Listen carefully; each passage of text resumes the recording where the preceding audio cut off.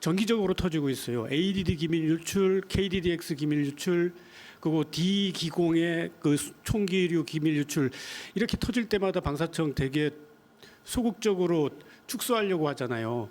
그러니까 ADD 때도 괜찮다 하다가 보니까는 우리 2.75인치 로켓 핵심 기술이 통째로 아랍에미리트로 넘어가 버렸고 지금 손도 못 대고 있죠.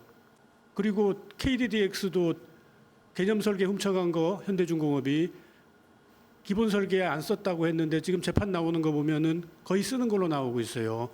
그래가지고 건조 사업 지금 어떻게 될지 모릅니다. 누가 가져갈지 모르고 어디가 가져가도 문제가 되게 생겼어요. 지금 이것도 이 사람 이거 제가 보니까 8, 9년 우리나라에 체류를 했던 그 인도네시아 사람 8, 9년 체류했어요 여기에. 그거 파악했어요?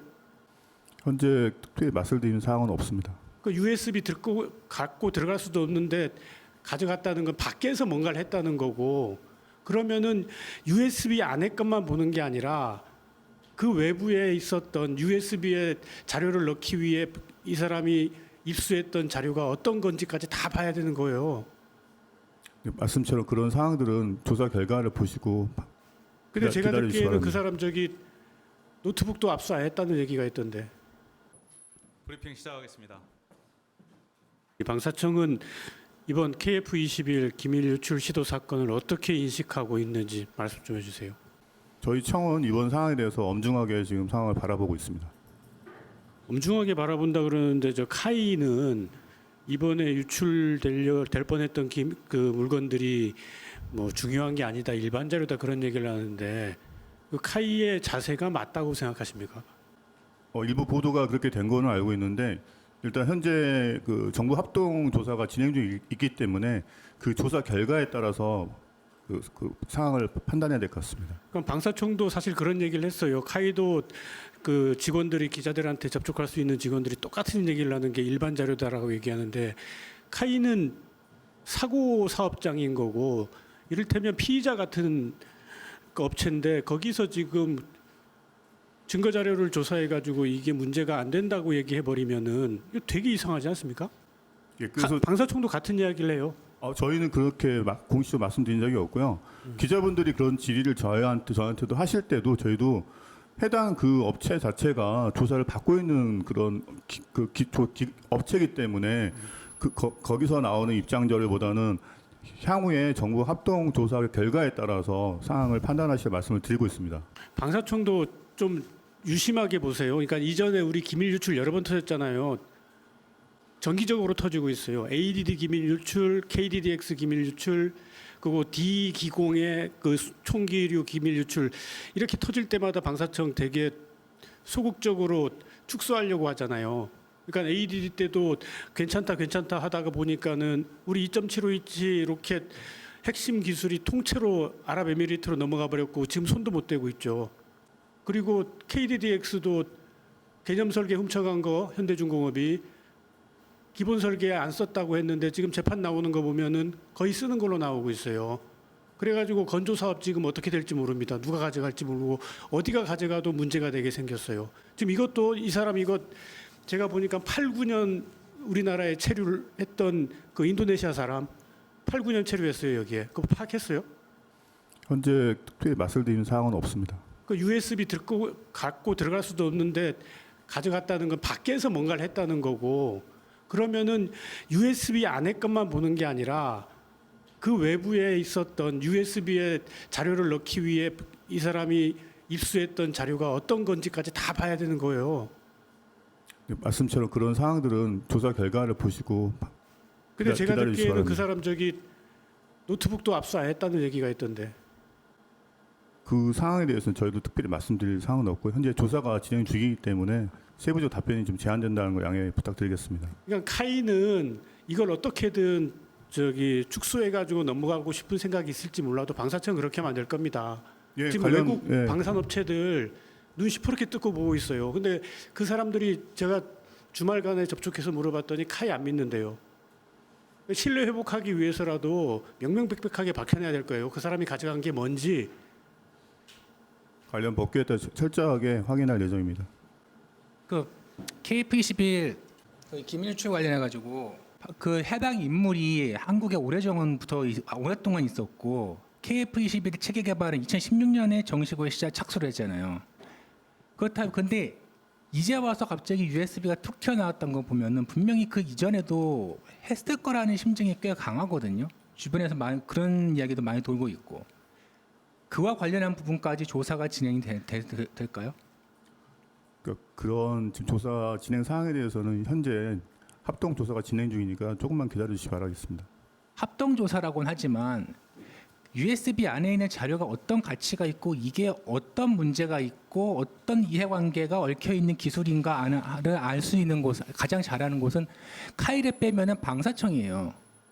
국가정보원과 방첩사령부는 기밀 유출 여부를 판단하고 그런 걸 하는 것이지 그 해당되는 기술이 어떤 문제가 있고 어떤 가치가 갖고 있는가를 판단할 수 있는 곳은 방사청이에요.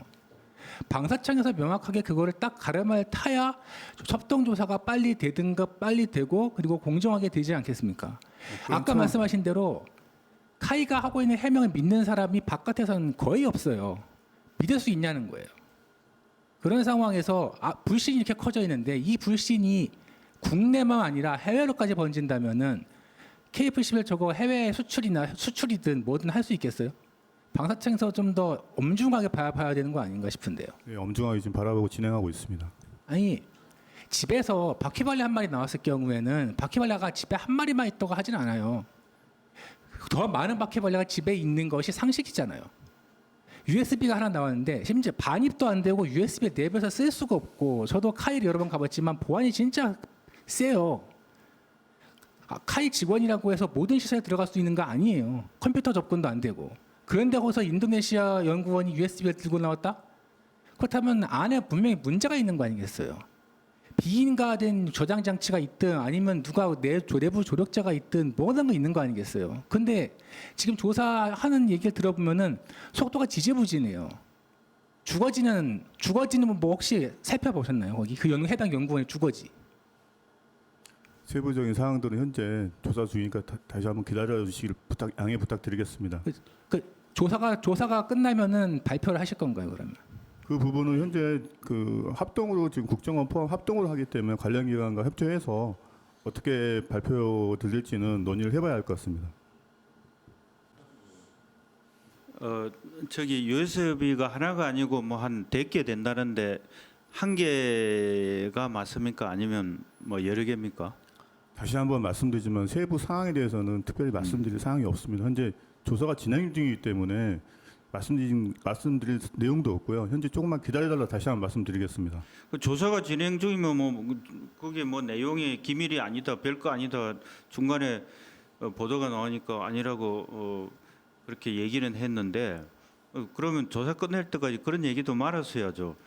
근데 뭐 이렇게 들리는 소문에 의하면 뭐 일단 뭐 일부 보도가 됐지만은 파일도 한 100개 되는 것 같고 개발 과정을 담은 USB가 5개고 파일이 뭐 49개고 구체적으로 내용들이 개발 과정을 4, 5년 동안 우리가 해왔던 걸 다 담았다는 거는 그게 어떻게 기밀이 아닙니까?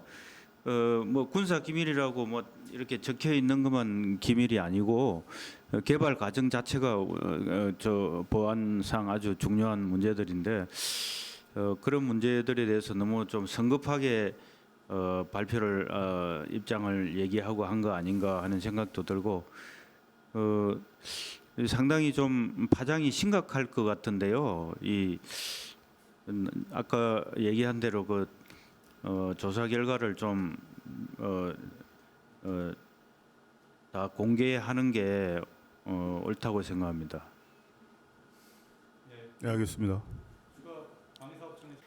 이 인도네시아 인원들에 대한 조사를 다 벌이신다고 하는데 그 카이 안에서 근무하고 있는 인도네시아 기술자들 전부를 의미하는 건가요? 아니면 그 중에서 연루되었을 것으로 의심되는 일부만을 대상으로 하는 건가요? 그 부분도 저희들이 정확히 말씀을 못 드리는 상황입니다. 네, 현재 그 부분도 조사는 진행 중인데 세부적으로 저희들이 확인되는 상황은 없습니다. 네. 그러면 다른 방식으로 여쭤보자면 이 조사가 진행되고 난 이후에 인도네시아 국적의 기술자 중에서 이 카이에서 근무를 현재 정상적으로 하고 있는 사람이 있나요? 질문을 바꿔서 드려볼게요. 어떤 그러니까 그러니까 제가 첫 번째로 드렸던 질문이 인도네시아 이 연루자들이 저기 카이에 근무하고 있는 전부를 대상으로 조사를 하시는 것인지 일부를 대상으로 그게 조사하는 확인이 안 여쭤봤- 된다고 말씀드렸던 거고요. 네. 지금 조사가 그러면 그래서 지- 질문을 바꾼 예, 건데 예. 그럼 정상적으로 현재 근무하고 있는 인도네시아 출신의 기술자들이 현재 존재하나요? 카이에? 그거는 파악이 되셨을까요?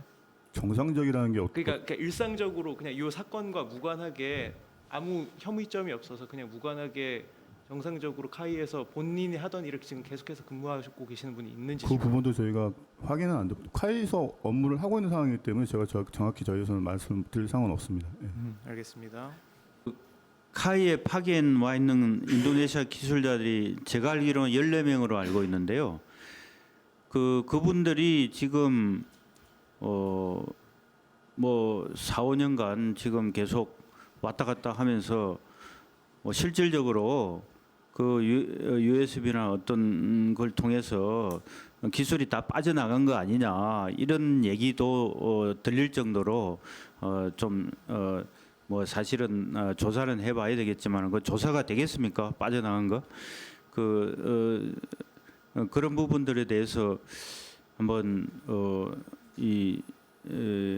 전반적으로 좀 조사를 해야 될 거고 그 이참에 그 인도네시아 분담금도 뭐 계속 미뤄지고 있고 언제 그걸 납부한다는 보장도 없고 계속 엉뚱한 얘기만 하고 있고 이 전반적으로 한번 좀 그 부분도 좀 재검토해야 될 때 아닌가 하는 생각도 드는데 이 부분에 대해서도 한번 좀 방사청하고 국방부에서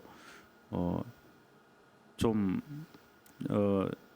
종합적으로 한번 좀 검토해야 되는 계속 기자들 뭐 그쪽에서 물론 약속을 지키지 않아서 그렇겠지만은 우리 기자들한테 좀 있으면 될 거다 몇 년 동안 지금 그 얘기만 계속하고 있는데 제대로 지켜지지 않고 이 부분을 좀 정리할 때가 되지 않았는가 하는 생각도 드는데 한번 좀 브리핑을 백브를 하시든지 아니 뭐 어떻게 진행되고 있는 건지 계속 끌려다니다가 결국은 기술 자료 기술만 다 빼내가고 그런 아주 참담한 결국은 또 KF-21이 해외 신인도가 떨어지는 그런 사태까지 초래되면 그 누가 책임을 질 건지 카이가 책임을 질 건지 방사청이 책임을 질 건지 이런 문제도 한번 좀 검토할 때가 되지 않았는가 좀 그런 생각이 듭니다. 이상입니다. 예, 지난번에도 말씀드린 분담금에 관련해서는 양국 간에 지금 세부적으로 협의가 진행 중에 있고요. 어떤 결과가 나오게 되면은 그때 상황을 고려해서 말씀드릴 수 있는 자리를 마련해 보겠습니다. 그 일본 언론 중심으로 지난달에 북한이 발사한 IRBM 관련해서 그 실시간 경보 정보 공유가 잘 이루어졌다는 평가가 있었다라는 내용을 일본 언론에서 다루고 있는데 그 주목할 부분이 본인들 자위대에서 그걸 좀 더 빨리 탐지할 수 있었다라는 걸 나름대로의 소기의 좀 성과로 자평을 하는 것 같던데 이런 부분에 대해서 이제 반면 우리 입장에선 이게 어떤 부분에서 이익이 있느냐라는 부분이 사실 체결 당시부터 좀 제기됐었던 의문점들이잖아요. 그래서 일본에서는 그러니까 그런 부분에 있어서 좀 이익을 얻는데 우리는 어떤 부분에서 이익이 있냐라는 좀 상식적인 차원에서의 의문이 다시 한번 좀 일어나는 부분인데 뭐 이 부분에 대해서 추가적으로 뭐 설명해 주실 게 있는지 우리가 얻을 수 있는 이익들에 대해서 설명해 주시면 감사하겠습니다. 그 부분은 우리 기자분들 뭐 여러 가지 기회에서 지속적으로 질문하셨던 부분이고 저희도 그걸 뭐 공식적으로 말씀드리지 않아도 여러 가지 유용성에 대해서 설명드렸던 바 있는 것 같습니다. 그걸 좀 참조해 주시면 좋겠습니다. 일본 자위대가 가지고 있는 뭐 감시 자산 그런 것들에 대한 것, 그다음에 탐지 각도 뭐 이런 걸 가지고 저희가 필요한 부분에서 서로 상호 보완할 점이 있다고 생각합니다. 그 북한 매체가 신원식 국방부 장관 발언을 가지고 최악의 망발이라고 하면서 이것이 이제 물리적 충돌의 기폭제가 될 것이다 이런 언급을 했는데 일단 국방부 입장이 좀 궁금하고 관련해서 혹시 그 추가 도발 정황 같은 게 혹시 있는지에 대해서도 궁금합니다. 국방부 추가로 드릴 입장은 없습니다. 지난달부터 지난주까지 북한이 순항 미사일 짧은 기간에 4번 쐈다고 본인들이 발표도 했고 시험 발사라고 주장도 하고 훈련이라고도 주장을 했는데 과거에도 이렇게 짧은 기간에 집중적으로 순항 미사일이라는 무기 체계를 발사했다고 발표하거나 우리 군에 포착해서 발표하신 적이 있었는지가 있는지 궁금하고요. 만약에 그런 부분이 좀 기존과 다른 어떤 패턴이나 양상이라고 한다면 어떤 의미가 있다라고 판단하시는지 평가해 주시면 좋겠습니다. 북한은 최근 수차례 순항 미사일을 발사했고 그것을 공개해 왔습니다. 합참은 북한의 그러한 순항 미사일 발사가 무기 개발을 위한 성능 시험 목적으로 판단하고 있습니다. 과거에 그러한 사례가 있었는지는 없는 것으로 알고 있습니다. 그러니까 과거에 그런 사례가 없었다라는 말씀은 뭐 짧은 10여일 안팎되는 짧은 시간 안에 순항 미사일을 여러 차례 발사하는 것들을 지칭하시는 걸로 이해가 되는데 과거에 탄도 미사일이나 다른 어떤 발사 도발 형태랑 비교해 봤을 때 이 순항 미사일이라는 무기 체계를 짧은 기간에 발사하는 게 어떤 의미가 있다라고 평가하시는지 혹시 추가적으로 설명해 주실 수 있으면 말씀 부탁드립니다. 탄도미사일과 순항미사일은 좀 쓰임새와 목적이 다릅니다. 따라서 그 목적과 의도에 대해서는 더 분석이 필요합니다. 네, 제가 그러면 하나 정정하겠습니다. 아까 차관님 일정 말씀드리면서 조금 잘못 말씀드린 것 같은데 차관께서는 오늘 오후에 ROTC 중앙회를 방문하실 계획입니다. 오늘 브리핑 마치겠습니다.